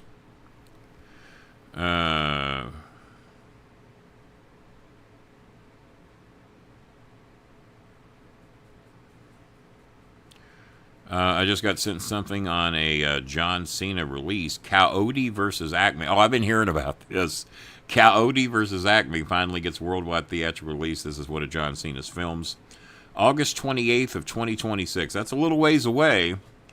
That got sent to me. I guarantee Newsom is running for president in 2028. I would find it hard to believe he's not. And everybody talks about the economy in California. Name me the governor that had a great California situation to run. There's never been one. Never that I can fucking recall. It's a shit situation there. So no, and I tell you what, I would if Gavin will quit blowing Republican. Well, never mind. I almost went too far. If he'll quit blowing Republicans long enough, because sometimes he does. But now, and how about who's the black female podcaster that just basically lives on conspiracy theory? Good-looking woman. I can't think of her name right now. If I hear it, I'll know who it is. But Gavin Newsom is suing basically Fox News now because of all their editing and lies, and they haven't learned anything from losing $800 million. But I think Macron from Italy is suing this black female podcaster. And like I said, good-looking woman. I think she's a beautiful woman. But she's a conspiracy fucking theorist nut who blows Trump on a daily basis. Candace Owens, there you go. I could not come up with her fucking name. You look at her and you think she'd be the last person blowing Trump and Republicans? No. And a conspiracy, but she swears to God that Macron's wife is a man. And comes up with conspiracy theories as to how she can prove it. He was born as such and such. Not only is Macron's wife a man, but they're cousins. It's just like if all the other shit wasn't bad enough to say about the guy. And let's say all of it's true. What fucking business is it of hers? He's in another goddamn country. If he did marry a man that is now going by a woman, and if it was his cousin, it ain't none of her fucking business. So now she's about to get her fucking ass suit off for it. My girlfriend is a man. Well, my man is a girlfriend. Oh, that's kind of the same thing, isn't it? It's kind of the same thing. So yeah, Coyote versus Acme. It's a long ways away, but it is going to be hilarious. I'm a big Coyote fan. Sorry for disturbing you. I don't know you have a show. Yes. Yes, honey, I have a show, and we have raised enough money to pay your electric bill if Edge Copeland makes his donation. Edge going, shit, man, he just ratted me out to one of the Filipinos. So, yeah. Oh, Lord. Okay. Karen McDonald. I'm doing just fine doing my show.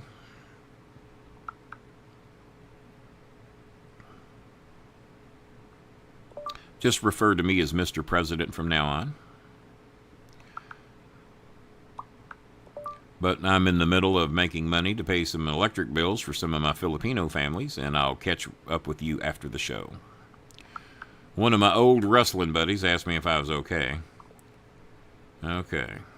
I haven't got to the dog shit part. Maybe Edge is waiting on the dog shit part. So the nicest three that didn't work for OVW on a regular basis were Paul Bearer, Eddie Guerrero, and then the third one, Chris Benoit. Chris Benoit was never nothing more than a class act down here, good with the fans, good with some people that drove down here from Canada to meet him. He was about to get on a plane, Six Flags Kentucky Kingdom. The man had gone through the gate at the back end of Six Flags. I had to run and get him. I said, man, I hate to bother you. I hope I'm not making you late for your plane. He said, but I got 3 guys here that drove down here from Canada to meet you tonight, and I promised them I'd do everything I could to introduce you. Oh, no, no, fine, let's go. So he turns around, goes back, drops his bag, gets out some pictures and signs some pictures for them, and then tells them the next Canadian town he's going to be in, and he says, if y'all can make it, contact Kenny, and I'll contact the box office, and I'll get you some comp tickets to come see me, and they'll be good ones. And that wasn't long after that when the situation came up that he killed his wife and kid. And the day that he killed his wife and kid, me and Aaron the Idol Stevens are doing a personal appearance at Paul Miller Ford in Lexington. And Benoit didn't call my phone because I don't think he had my personal cell number. I don't even know if I had a cell phone then. I probably did. But he calls Aaron the Idol Stevens, and we're chatting on speakerphone there at Paul Miller Ford. And he says, man, let the boys know I'll be in town tomorrow. Looking forward to coming in for TV. And we're going to have a great time to let everybody know I'm looking forward to him. Later that afternoon, he killed his wife and kid. Didn't show any fucking signs of it on that phone call, so what the hell happened between then and there, I don't know. El Presidente, there you go. And the biggest shitbag of all time, there's never, and I'm not going to talk about people that work for us on a regular basis, because like I said, you can have good and bad days, good and bad incidents. Me and Randy do great now, and me and Randy didn't do so good when he was here. We had our bad days. Randy and I actually fixed things when he busted Ken Doan in the mouth on an overseas trip when Doan was being a dick, and Randy put him in his place. So we congratulated Randy. I said, hey, Randy, it was at a Six Flags show. Randy had come back to help. And I said, Randy, I know we've had our differences. And I used to manage Ken Doan. I never managed Randy, just was in a lot of matches with him. And I said, I'm glad. I said, I know he's bowling services. I said, but that prick needed to fucking get hit in the mouth. I said, thank you for that. I said, I'm glad somebody finally put him in his place. Kenny, you and I are fine. All that shit's water under the bridge. Don't worry about it. Happy to do it. And Randy and I have been fine ever since. And he hit a member of Bowling Services right in the mouth overseas.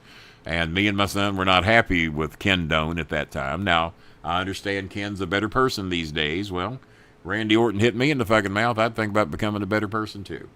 But yeah, our last show, we got, I think, combined in the neighborhood of about 1,300 views, which is good for us. The way algorithms fuck with us, but we appreciate that. And if only 1,000 of the 10,000 subscribers we've got a membership, we'd never have to ask for a donation again. $3 fucking a month out of 1,000 of our 10,000 subscribers. Now, if all 10,000 had a membership, well, I'm kind of in retirement now, but I could really retire if we had memberships and we could feed a fuckload of people, to say the least.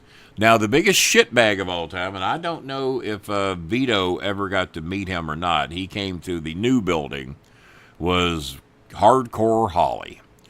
And Hardcore Holly came down here to help out, like Guerrero, like Benoit. But he was down here for a different reason. He wasn't drawing any money. They didn't have any use for him on television. So they sent him down here to work with us for a while. And he had the WWE name, so we were trying to get some mileage out of him. And Cornette told me to book him on a personal appearance. So I booked him at a bingo hall in Bullitt County. Oh, shit. Pardon me, guys. My knees are locking up. And so I'm getting ready to give the shitbag name there, Edge, if you can help us out.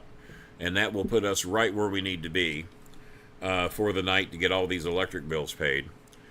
By the way, as I get ready to reveal... Well, by the way, I'm getting a rescue dog tomorrow. He's a little pit bull. He's 4 years old. And his name is Crash. And I've sent some of you the picture. And after losing Choco a few weeks ago, I'm pretty excited. And he'll be here tomorrow.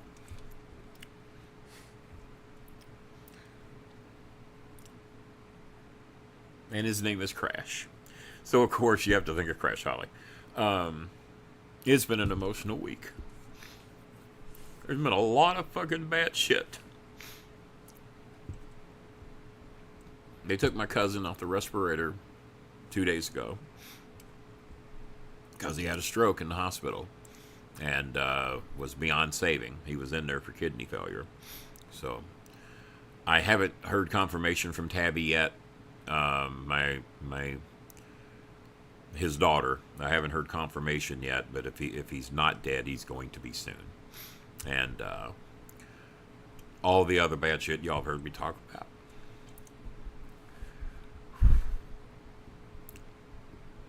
And I miss my Choco. But this dog was going to a shelter. If somebody didn't take him. And nobody took him yet. So, he's coming here tomorrow. You had to bring up the name Crash, didn't you? You had to bring up the name Crash. Got these today. This one's warm by now. These were on sale at Kroger today. Buy 2 12 packs, get 2 free. These are the Diet Cherry Cokes from the 1980s. And I haven't opened it yet, as you can see. And it's gotten a little warm. But I guess I can donate 30 more to start the dog off with some food. Thank you, David. Thank you.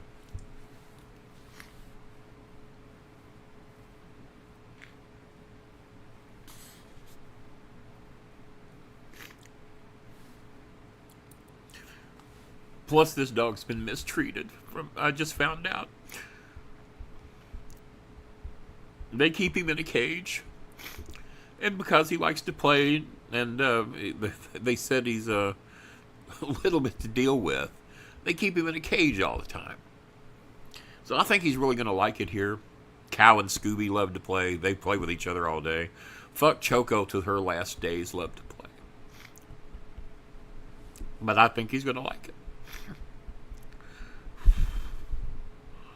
And I'm supposed to get him sometime tomorrow, assuming that someone else didn't take him. And last I heard, no one had, as of earlier today. And he would be better off if he had a single family home to where he would be the only dog.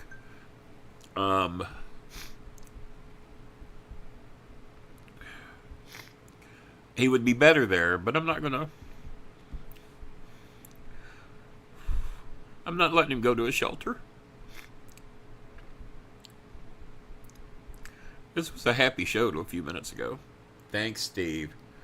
He'll have a great home, because I'm here a lot. I was out today for 3 hours. And fuck, it's hell. It ain't easy. Going to the grocery store, going to Arby's. They sent me home with a shitload of food. Thank you, Arby's, for what you did. Jambi's my dog lover, too. Jambi rescues a lot of dogs. And I've sent a lot of money to Jambi feeding dogs. And a few other families. Hi, Eunice. I invited Eunice to be on the show tonight to talk about her mother's situation. You're all right. I get a little emotional sometimes.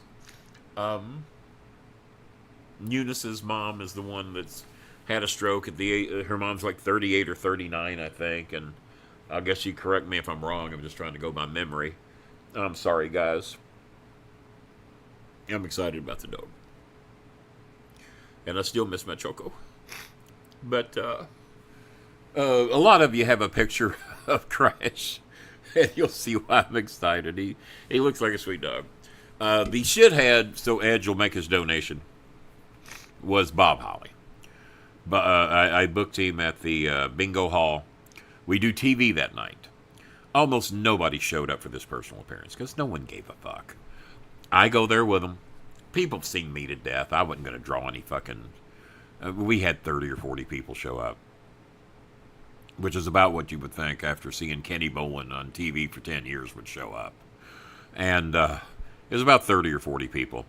And he was disappointed with the turnout, said we didn't advertise him properly. We advertised him the same way we did with everybody else. When Big Show would come down or other people would come down, the numbers would always be pretty good. Not for Steve, not for Bob Holly.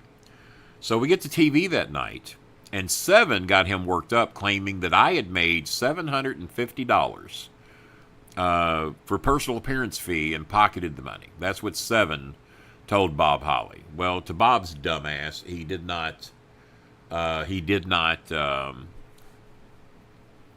know any better. But he's just a fucking bully and a shitbag anyway, so it doesn't matter. He already had a history before he got here.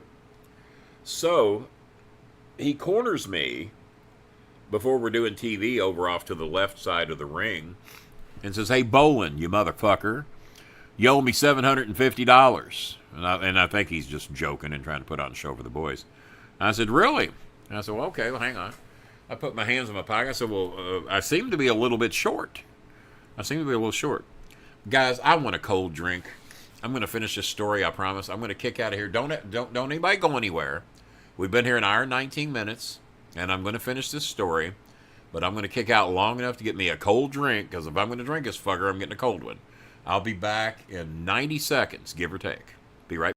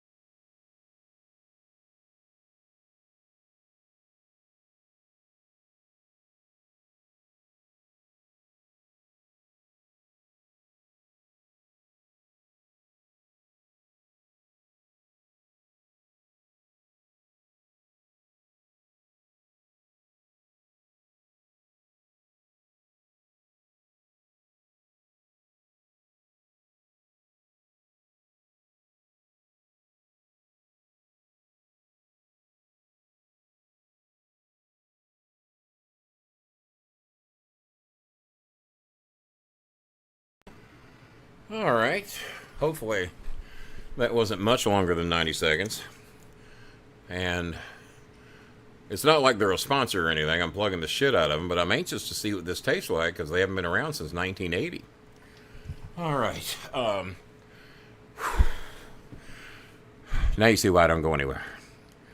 I got out of breath to go to the kitchen and back.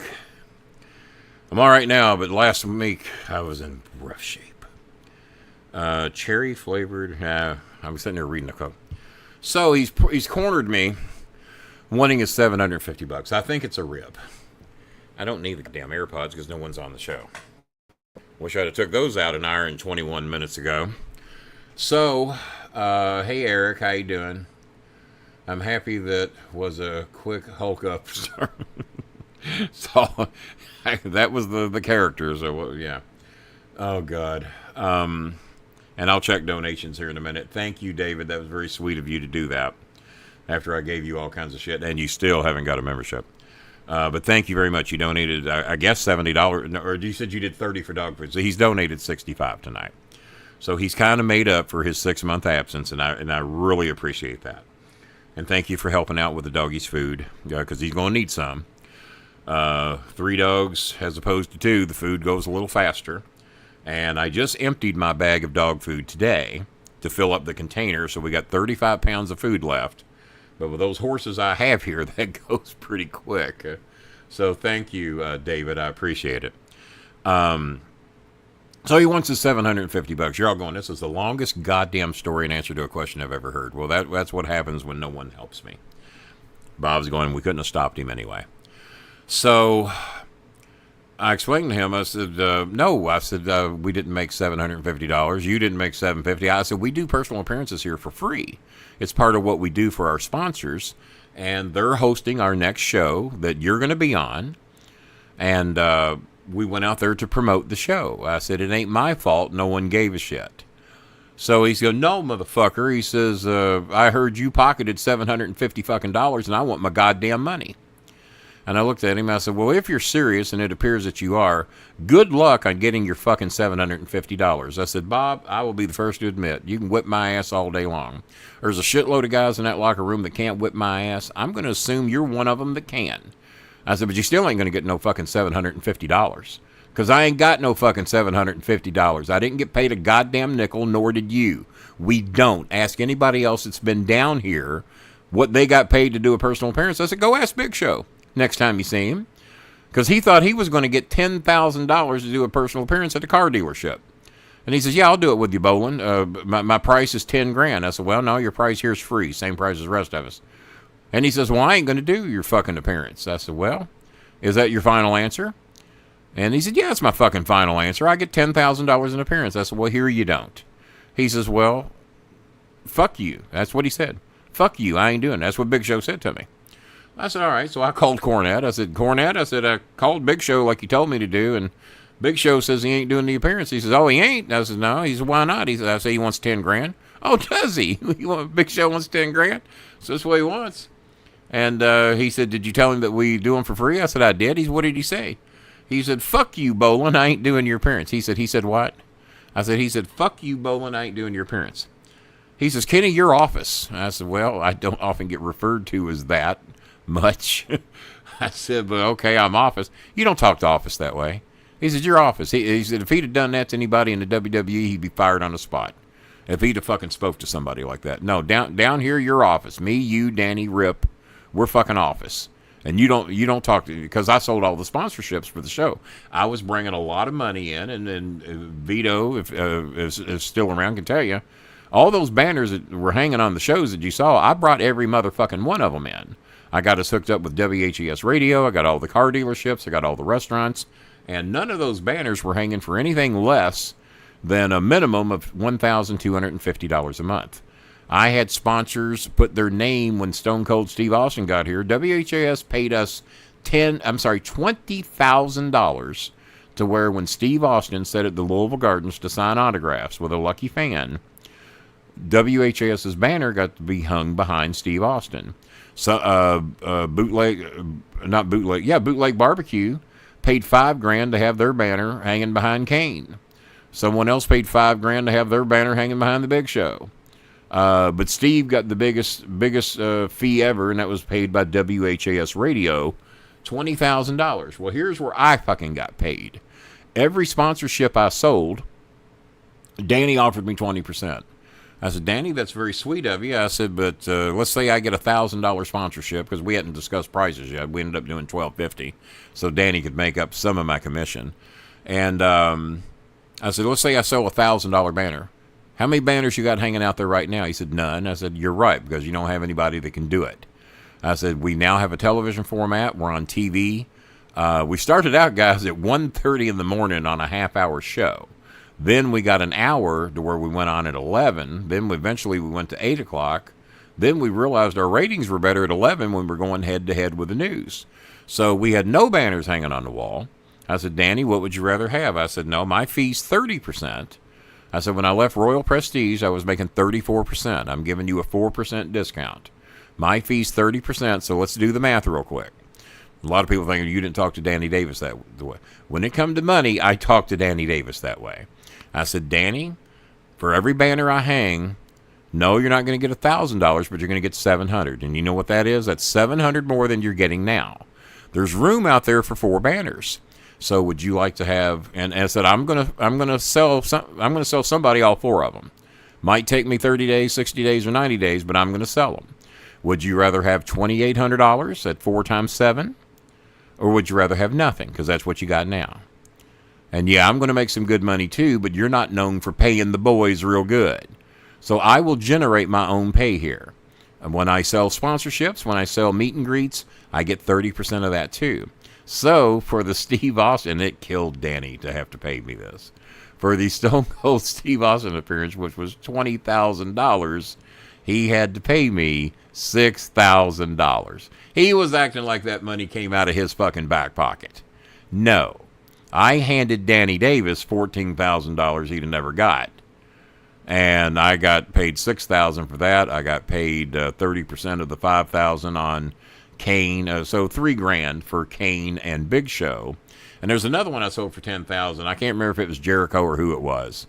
I can't remember now, but that was a $3,000 payday. And every year I had a promoter up north who had won the lottery. He won like $72 million. So for years and years, he would donate $10,000 to OVW as a tax write-off at the end of the year. I need to find a couple of those now that I'm a 501c3. Anybody can send one of those in my direction and let me know. So, could have sold Steve, Kenny, I think I could have sold. Well, David Martinez, I'm not going to argue with you. Now, whether you'd got $20,000 or not, because you got to find somebody who's got the $20,000. And that was WHAS Radio, the 50,000 watt station here in Louisville. I knew they fucking had the money. Now, some of the local restaurants, restaurant chains, car dealerships, $20,000 is a lot of money. Might not have got $20,000 out of any of the car dealerships. And you got to remember, basically it's so they can hang their banner. And the only fans that are seeing that banner are VIP members that paid to get an autograph from Steve Austin. It's not like that banner hung while we had 6,000 people in the Louisville Gardens to see the show, featured with me and Rico interrupting Steve Austin and Jim Ross for a segment. We didn't even do a match with him. We just come out and interrupted his interview and got Rico over that day because Rico took the stunner. So not only did I get $6,000 off Steve Austin alone, sat in the locker room and drank a beer with Steve Austin, which I don't drink beer, but I wasn't going to say no to. Why did I drink a beer with Steve Austin? Because I fucking bought the beer. I was already $6,000 up just on his payday alone. I hadn't even got paid for doing the show yet. And so that was like a $12,000 day. Vito will tell you, no one else in OVW made $12,000 per day. And plus I got paid for doing the show. And I got generous pay because I generated a lot of fucking money for the show. So, so to answer your question, Bob Holly was the fucking asshole. He never got a $750. And to tie up that story, he's still chirping at me as we're going over what we're going to do for TV. I'm on one side of the ring. I'm on the far right-hand side. He's on the far left. Cornette's in the middle, booking the show, telling us all what we're going to do, what segment. Bolin, you're in this. And then he's still yelling at me. And then Cornette looks over at Holly. He says, Bob, what's your fucking problem? He said, that motherfucker owes me $750. He says, Kenny, do you owe Bob Holly $750? And if so, how? I said, Seven told Holly that I made $750 off the personal appearance today out at the bingo hall. He looks over at Holly. He says, really? Seven, shut your fucking mouth. You fucking know better. You shit stirrer. So he's giving Seven some shit. He says, Bob, no, Kenny didn't make no fucking $750. And you're causing a disruption to this show. If Kenny did owe you $750, this ain't the fucking place to settle it. But he doesn't. Kenny didn't make $750 fucking dollars. You didn't draw $750 at a bingo hall for a fucking personal appearance. You're also not going to make $750 when you fucking wrestle there when we have the show. Neither will anybody else, nor has anybody ever. So shut the fuck up. And he says, Bob, and this is where I'll put Cornette over. He says, Bob, you were sent down here to help us. Are you going to be a help? Now, if you're going to help us, I'm going to keep you on the show. If you're not, pack your shit and go back home. And the rest of us are going to stay here and do our fucking job. Bob, where do we stand?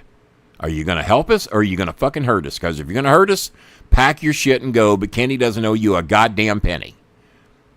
And he just bowed his head and he walked over and sat down. So, but Cornette put him in his place. And didn't have to do it, but he did. So, did you do the Six Flags deal?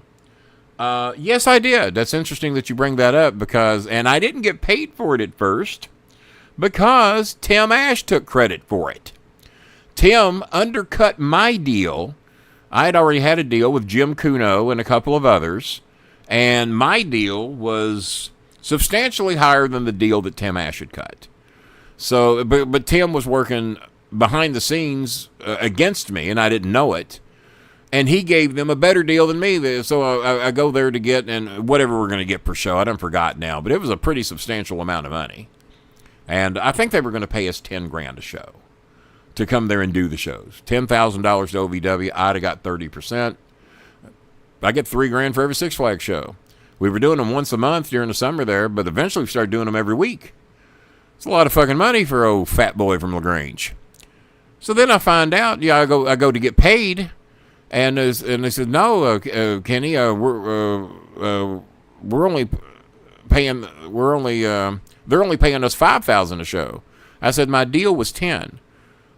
Oh, well, Tim said that he took over the deal, and Tim got us a deal for $5,000. I said, well, that's funny because I had a deal with Jim Kuno for $10,000 a show. I said, Tim has just fucked you out of $5,000 a show, and I'm telling Danny and Jimmy this. And I said, so where's the money going? Well, we've been paying Tim. Because I was wondering why I hadn't been paid. So for the first few months, Tim Ash got paid.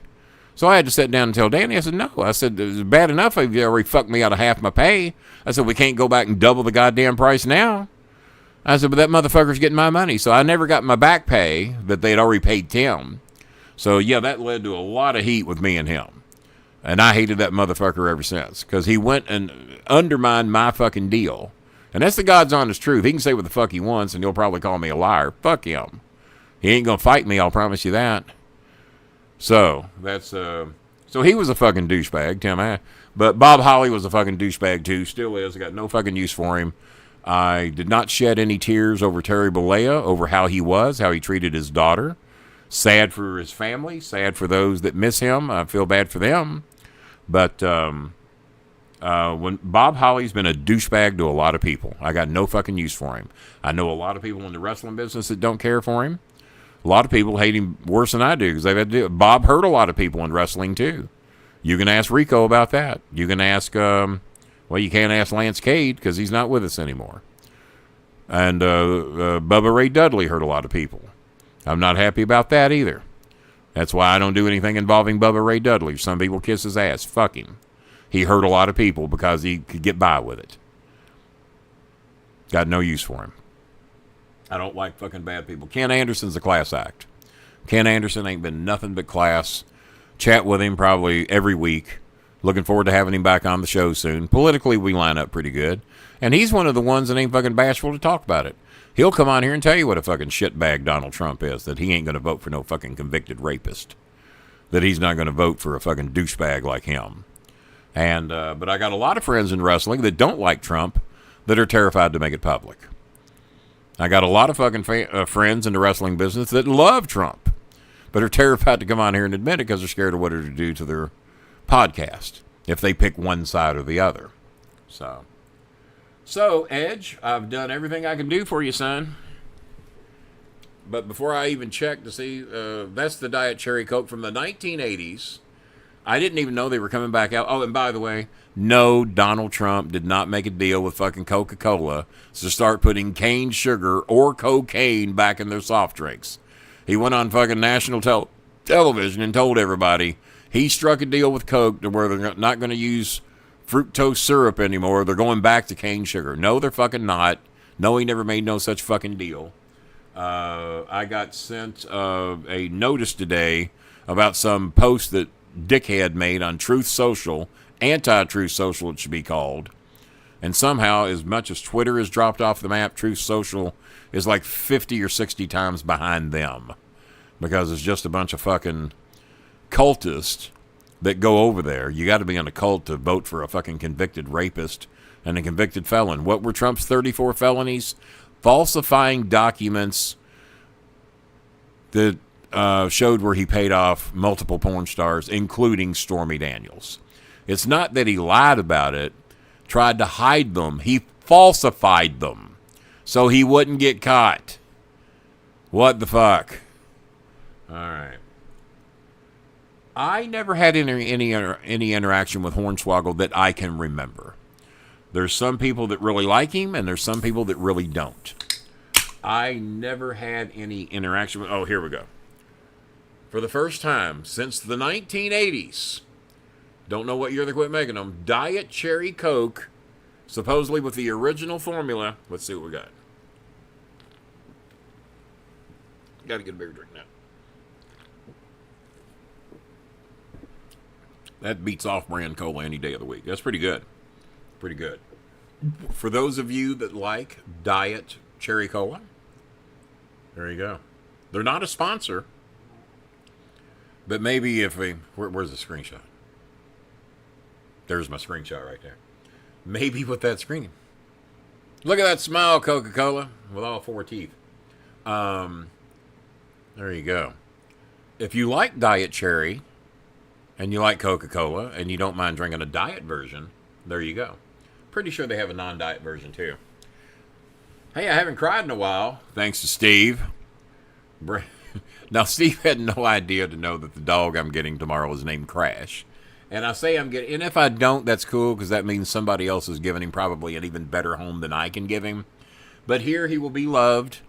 He's going to have me here most of the fucking time, because I don't leave often. And Scooby's a big baby. Cal, I think they're going to get along. They said the only time this dog doesn't really get along with other dogs is at feeding time. He's a little snippy about his food. So what we're going to do is we're going to feed Crash in the bedroom. I got a big-ass cage back there I never use. The only time he will ever see a cage is when I leave, because I don't know how they're going to react with each other with all three of them in the bedroom. Cal, Choco, and Scooby got along great. They didn't fight. They all slept with each other. They'd all three get in my bed and go to sleep. I think I've posted 100 pictures of those three dogs asleep in my bed. With Crash at the beginning, I'm going to put him in the cage when I leave. I only leave the house once every week or two for maybe 3 or 4 hours. So that's the most of the cage he's ever going to see. So to protect him and to protect Cal and Scooby, I'll put him in the cage when I leave. Otherwise, he's going to sleep in my bed because I hear he's a snuggle bunny.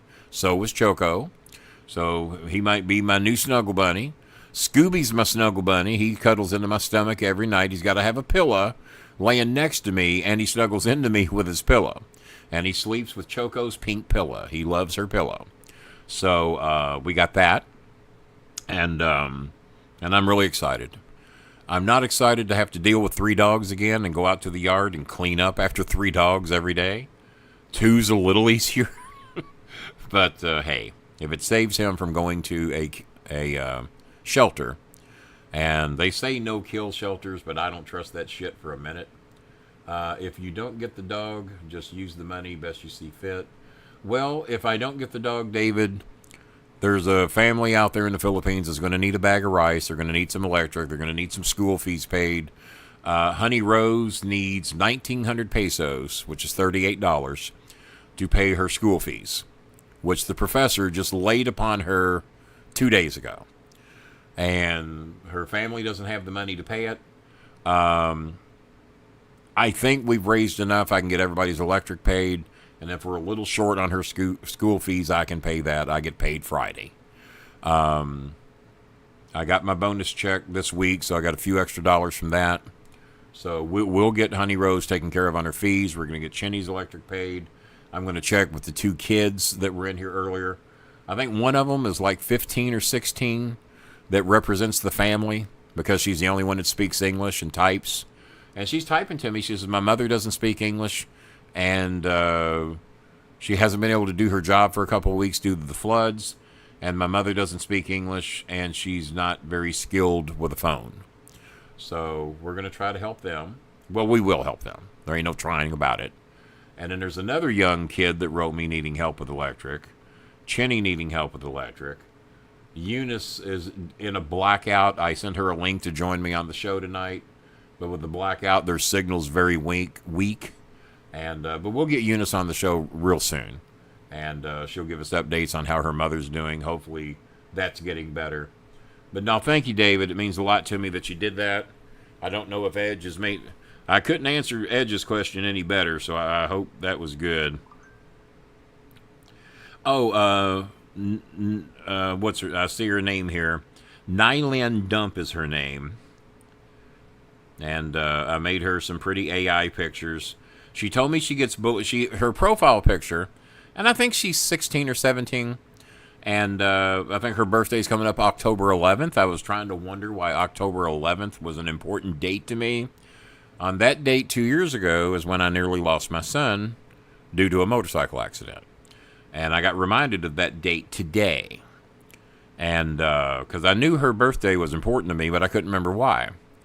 I'm sorry, not October 11th, August 11th. So her birthday's coming up pretty soon, a couple weeks. And I was telling my son earlier today, I said, why is that date important, August 11th? And he said, that's the day I had my motorcycle accident. So, and I thought I was going to lose my son that day because it didn't look good for about 3 days.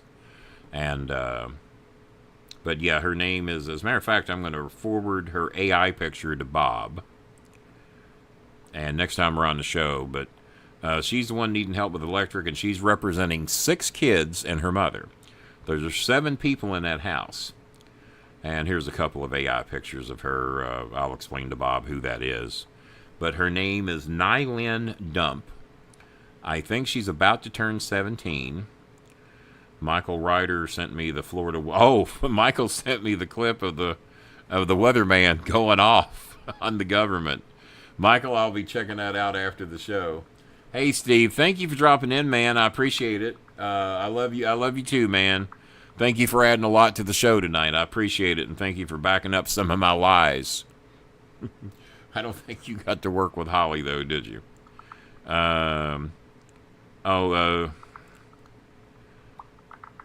Your bangs do suit you, but I'm still doing the show, sweetie. I'll be free, hopefully, within 30 minutes. Jambi got new bangs today, inspired by Bobby Bangs. And she sent me a picture of her with her bangs. I'll send those to Bobby Bangs because he's the expert. Bobby Bangs, if you're watching the show, that's Jambi's new bangs. Send those to Bob. He is the expert on bangs. He ain't been doing it good. Angeline, I'm really hot, Dad. It's still dark. I know, sweetie. I'm doing my show. We're raising money to pay your electric. Bear with me. Okay, that is Angie Line is her name. She says, Daddy, it's still dark. We need light to help me. No, sore throat only. I have a cough.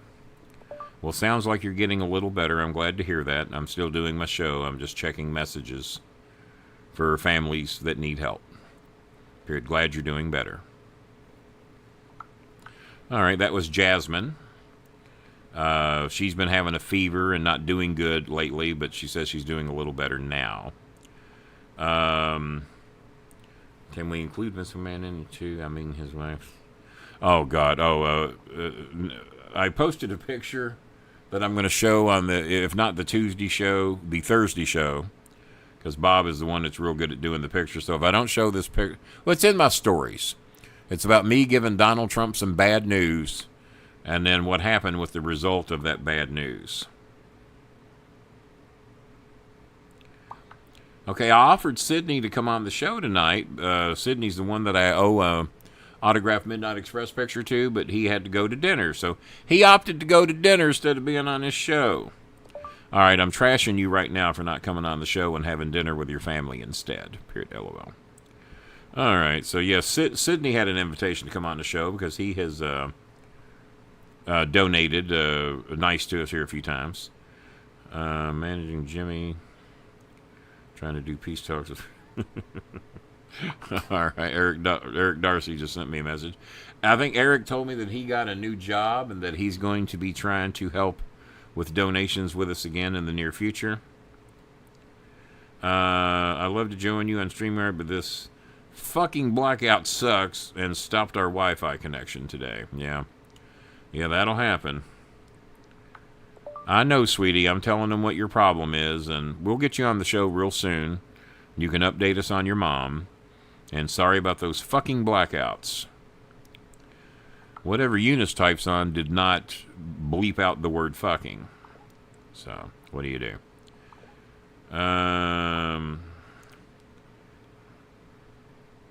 My ex-girlfriend Jenny says they could use food and concrete. Yes, I'll get your Gcash information after the show, Angie, and we'll get you some help with that electric bill. All right, let me check donations. That's where David Martinez sent the other $30. And, Edge Copeland went above and beyond tonight, guys. And we're going to wrap the show up here. I'm going to go 13 more minutes tonight, and that'll give you an even 2-hour show tonight. Edge Copeland, if you're still watching, didn't do a $35 challenge. And it ain't, he's making a nice challenge. All right, I might not be able to do it on this show, Edge, but let me read your request. He made a $50 challenge. He says, can you cut a promo that your client is going to beat the Undertaker streak? Back when unbroken for the extra 15. I tell you what, I will do that. If I don't do it on the Tuesday show, I'll do it next Thursday, but I'll probably do it Tuesday. And, yeah, you're right. That is coming up. I'll take care of you, Edge. Plus, Edge, when you're down this way, I still owe you your Undertaker pictures and a couple of other little goodies I promised you, and we'll go out and grab and get something to eat while we're here. Randy Macho Man Satterley, if you're still watching, make sure you swing by, pick up your Subway gift cards, and then you and I go into Subway. Get us a sandwich. We love sandwiches. So let me cover the donations tonight, because those of you that donated did us real good. The initial challenge of the night, Michael, Michigan Mike, with a $35 challenge. That was matched by, I got my R's in the wrong place. That was matched by Randy the Macho Man Satterley. Thank you so much. Randy the Macho Man Satterley did not like Hulk Hogan. Let's go ahead and get that out there now. Then we had a $10 donation, and this is the name, and PayPal don't normally let you use a fake name. $10 donation from Stevens. Oh, okay, I see who this is. This is one of my old high school buddies, Patty Clore. And but the donation came in the name of Stevens, and it's I'm glad she had a note in it. It says, love you, Patty Clore. Patty is one of my old high school, I shouldn't say old, but we all are getting there. One of my classmates from the class of 79, Patty Clore. I knew her as Patty Clore Duncan, I think, for quite some time. And she donated $10 tonight. And then that $10 came in not long after that. Aaron Pavis donated $10. There's his donation. See if he's got any notes. No notes from Aaron Pavis, but thank you, Aaron. Very kind of you. And then $30 for your baby cry. Thank you, David. That was very sweet of you. And David made up for a lot of lost time not being on the show. And then Edge Copeland, $50 donation. Made a challenge, but this late, no one's going to match that. Maybe Tuesday. And Edge, anytime you want to come on the show, you've certainly earned the right to be here. So whenever you have time, I know you got a busy schedule coming up over the next several days. Anytime you want to come on the show, you let me know. You are always welcome. Just thank you much, Dad. It's a big help. The light and the sun will make up its mother. Okay. All right. Yeah, well, we'll get her information. Well, that's okay. Sounds like you got a busy schedule, but we just announced your donation.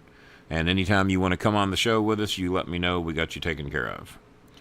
Come on, let me know when you can come by and pick up your pictures. All right. Well, thank you, Edge Copeland. It was very nice of you. Okay, sweetie, we're going to cover your electric bill here in a little bit. All right, that was Chenny. I told her that I should be wrapped up here by 11:30, which I'll go 9 more minutes. I'm going to wrap up the show here in about 10 minutes, then give me a little time to deal with my dogs, and we'll help you with your electric bill.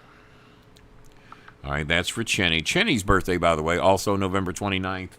Eunice's birthday, November 29th. I video chatted with Ruby May and her mother and her little brother yesterday. Took a couple of screenshots of it.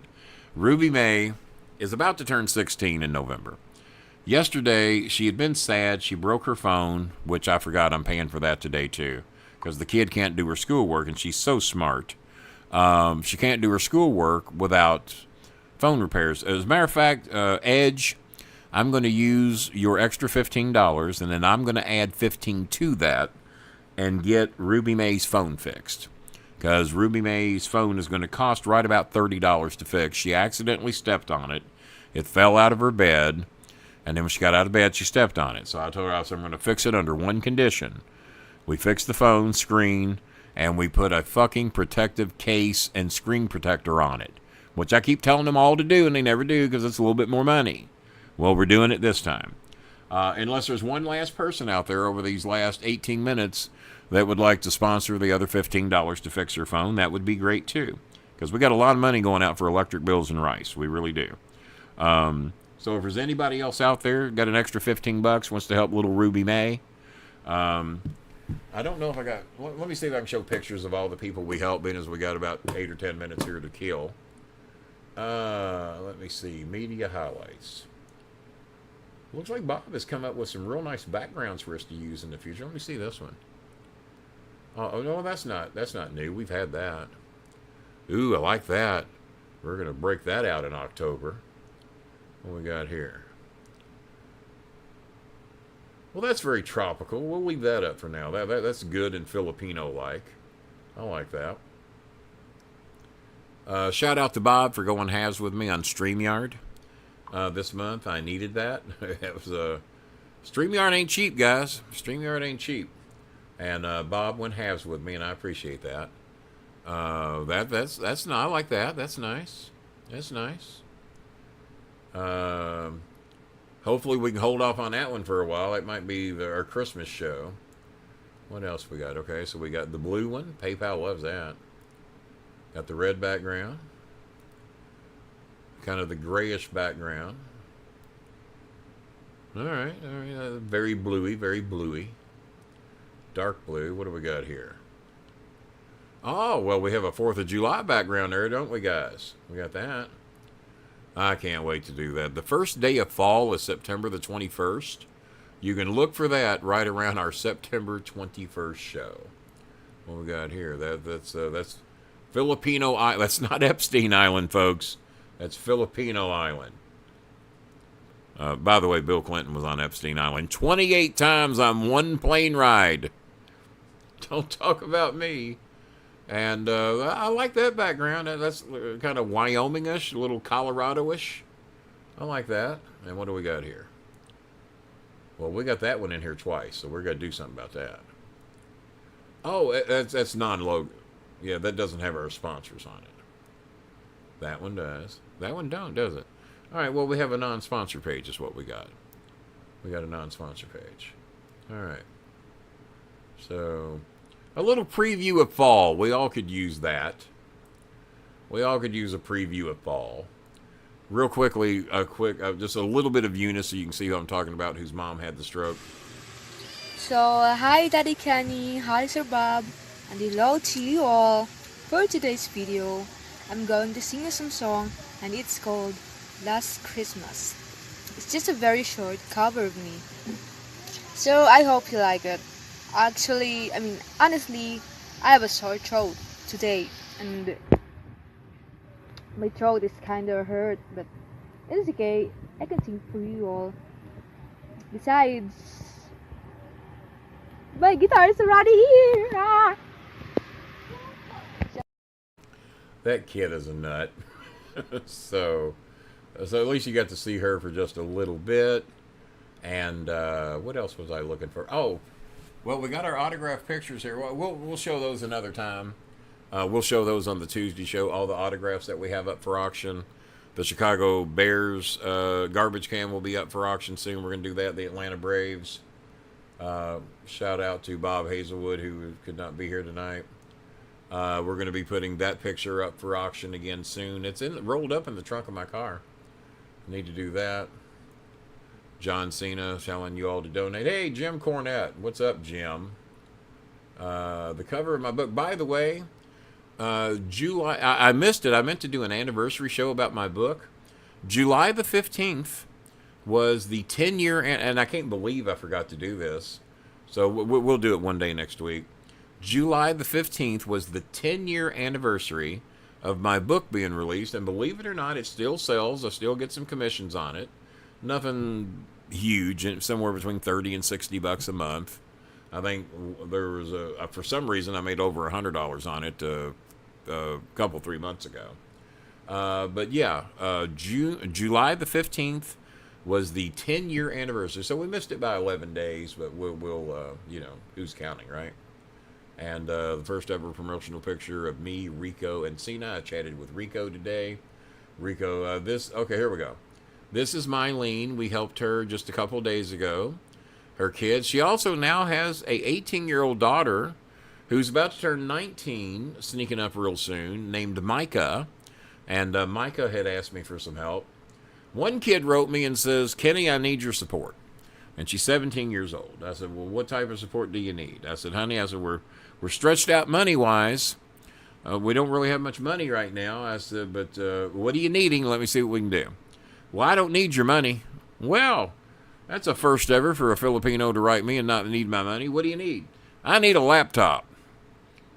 Okay. I said, well, I don't know if you know this or not, but laptops cost money. So, yes, you need my money. We don't have laptop money right now. We're trying to make sure people have rice and electric and water and shit like that. We don't have laptop money, because even in the Philippines, a cheap laptop's $200 for a fucking cheap one. So, I forgot that kid's name, but she's on the back burner. That's a little art gel. She's needing a Girl Scout costume. She's really big in the Girl Scouts. I'm going to cover that one myself. It's like, I think $12, so I'll get her costume. My sweet little Ruby May, I video chatted with her and her family. Now, there she looks about 16. I video chatted with her and her mom and her little brother. And little brother didn't have a shirt on because it was fucking hot.